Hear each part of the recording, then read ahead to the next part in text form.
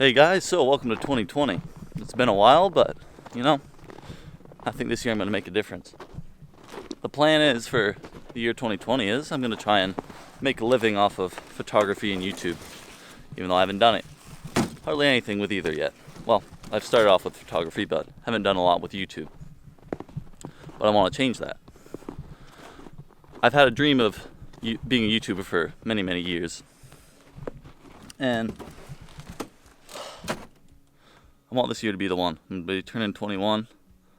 I'm going to be living on my own for the first time. It sounds weird, but when you're in rural Vermont, it's a little bit different than other places, I think. So today we're going to be going and fixing a sap line for my father, since we do sugar, since we're here in Vermont.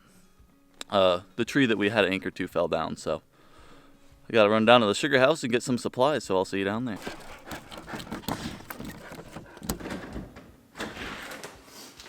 All right, so now we're down here.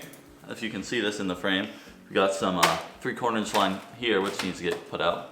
We got the cable over here just off the screen, and all the connectors and stuff we need are right in that bag. So we're gonna load that right up in the Ranger. I know my words. Load that up in the Ranger, and then we'll get heading up into the woods. All right, this here's the cable. Oh, that's a heavy one. There. That is 2,000 feet, also known as 50 pounds of line wire. And this is what broke, and this is what you attach that 3/4 inch line to so it doesn't sag going from tree to tree.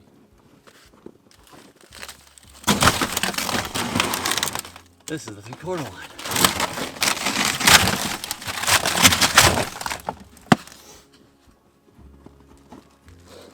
The goodies in this bag should be all we need, and we're ready to go.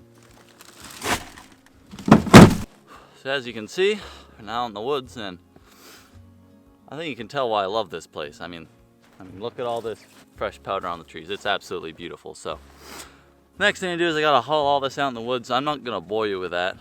And also it's gonna take me like 3 trips, so I'll just jump to us being out there. So I've gotten to the part that I am absolutely dreading more than anything else in the world right now. And that's getting this 50-pound beast out in the woods. Oh, probably only like 1/8 of a mile, but I wish I could drive all the way out there, but I can't. I heard my other dog barking, so I need to go let him back in the camp. He's a rescue from Texas, so he doesn't like the cold too much.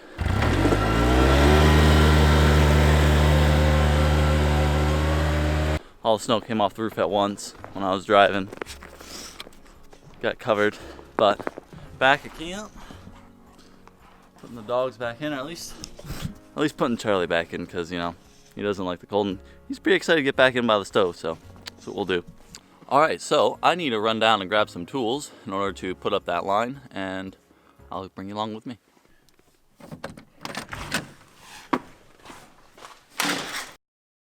I don't think she's gonna go. That face though. It would have been useful. Yeah, we're here because there wasn't a torch at the shop, so we're in the sugar house, as you can tell. Or maybe you couldn't. Found it.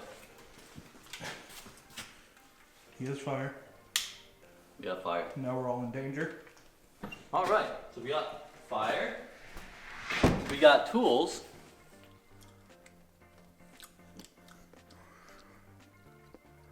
Yeah, let's go. So, back out here where I almost got this thing stuck yesterday, and we're about to head out. All right, so we are at the point where we need to fix the line. You can't see it, but if Richard does a special little zoomy thing, be prepared to adjust the thing because it's a 3.5 to 5.6 aperture. So if he zooms in down there, you might be able to see where the line's broke. That's because this tree fell on the line and broke it. I'm guessing they can't see it. No, you can't see. We'll take a walk down there and show you. Right there. This here is supposed to be attached to the tree right there. So we gotta take this end off because this has to go on the new one because we have to hook all of these lines back into here. And this line's probably stretched out, and I need to find where the other two are. One comes from there, and one from up behind there. You can see it going down from that maple tree there. With a spout still in because, let it be known, 3/16 line is the worst line ever created. Little green guy right there. Alright, so as it turns out, this line here and cable is fully intact all the way down through, other than one section on the black line where we have a hedgehog put in. And I'll show you why it broke there. Okay. So first off, this is gonna have to, this is a hedgehog here, and it attaches to this black line. It hooks up this 3/16 line to it. This is gonna have to get replaced anyway, so I'm just gonna cut that off here. Kids, Don't cut towards yourself like I was about to say, don't cut towards yourself. I have a special license here to do it because I don't give a crap. So this clamp here is just something that we put on to help hold the hedgehog. It does have sort of a ratchet system on its own, but after a couple years they tend to go haywire anyway. This is a hedgehog here, and the way it connects it is, so you connect your line in here, and in the bottom, this is a rubber gasket here, which we could actually take off. And that sets right over the line. And the reason there's a hole there, you can see it in here, we have this tool that lets us drill a hole right in the line perpendicular to it. And then this is what causes a seal on it and allows us to have the vacuum going from here out to the lines. If this wasn't here, you would not get the vacuum out there. You'd actually have a vacuum leak and your whole system would be down. The reason we're replacing this is because if you look inside, that's supposed to be round there, if you can see it. Let's get some more light on it. That there is supposed to be circular, but it got crushed because this thing got twisted. And as you can see here, there's no coming back from this. So we're gonna cut it here and here, put a connector in. So we're gonna put these on the line first, because if you stick this together, you can't get these on unless you take them apart, and that's too much of a pain. So we're gonna put one for each side on. And then what we need to do is we need to heat this side, put this on, we heat that side, we're gonna put it on. Now, last thing we gotta do is we need to tighten these on. But you don't wanna do that too early. If you do it too early, you're gonna squish the plastic. So you wanna let that plastic set up just enough that you can put this on without it squeezing through. And I think we're pretty good right now. And also, I didn't make sure, but, well, actually it wasn't an issue because this wasn't broke. But if this was broke, you wouldn't wanna get that in there. You wanna make sure it's only on the plastic. So, yeah, that's that. And now I just gotta clamp them down. But if you guys were wondering why I'm making this video, there's a couple reasons. Another thing is educational, and I also kind of want to shine a light on the parts of sugaring you don't see. You always see everyone sitting around the arch, boiling it, making sugar on snow, that sort of thing.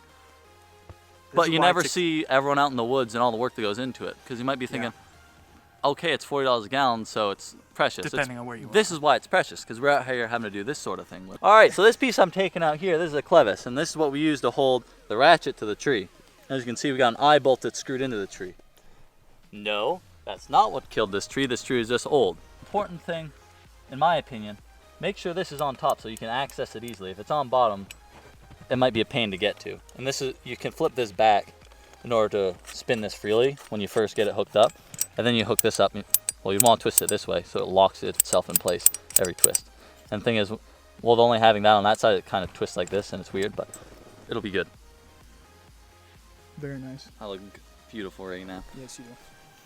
So if you look down there, if you can pan to it, we have it connected up. I know it looks janky, but this stuff does not bend easy, so that will hold it. So now I need to feed it through here. Get ready to start cranking on it. We'll crank it through like that. So we're going down through. And I can use that to sort of leverage it. And hopefully what this will do for us,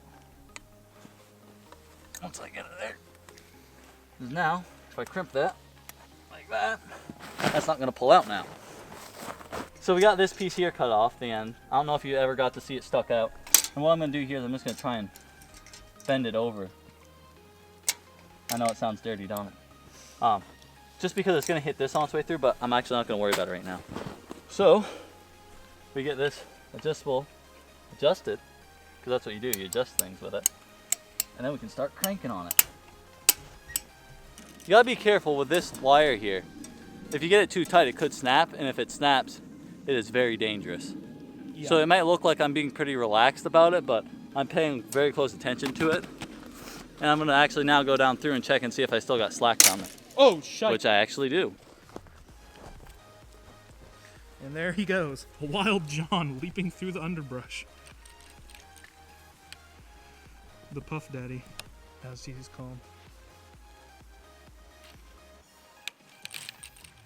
So what ended up happening is there's some slack down lower with this, And since we already have it hooked up to the black line with these, it wasn't pulling all the slack out, which means it'll loosen over time. So even when I get this taut today, I'm gonna have to come up, you know, by the end of the year and still, you know, when we go to tap and tighten it back up.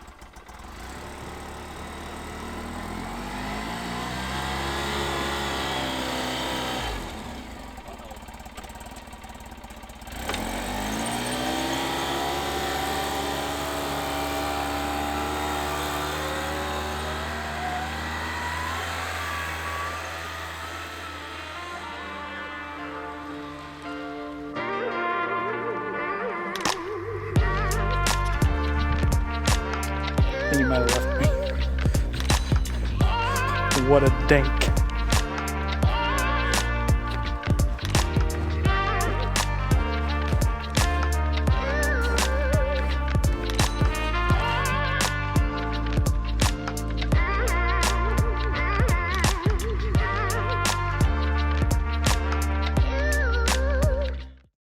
I wouldn't do my brother like that. But we got you good.